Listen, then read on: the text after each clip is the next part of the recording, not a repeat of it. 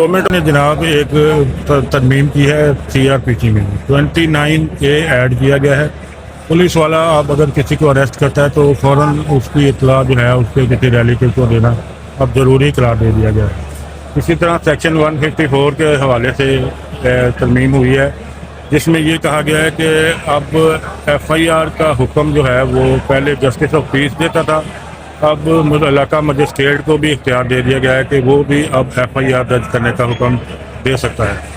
اور اسی طرح سیکشن 131 جس کے تحت اگر کوئی بندہ ملزم فوت ہو جاتا ہے دوران حراست تو اس کا جو اپیل ہے وہ اس کے وارثان بھی اپیل دائر کر سکتے ہیں عدالت ہائی کورٹ میں اور سپریم کورٹ میں.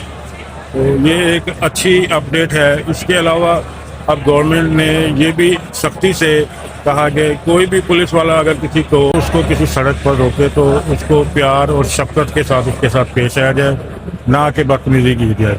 تو اس طرح کی جو امینڈمنٹس ہیں اس سے لوگوں کو جو ہے وہ بہتری کی طرف لے کے جایا جا سکتا ہے.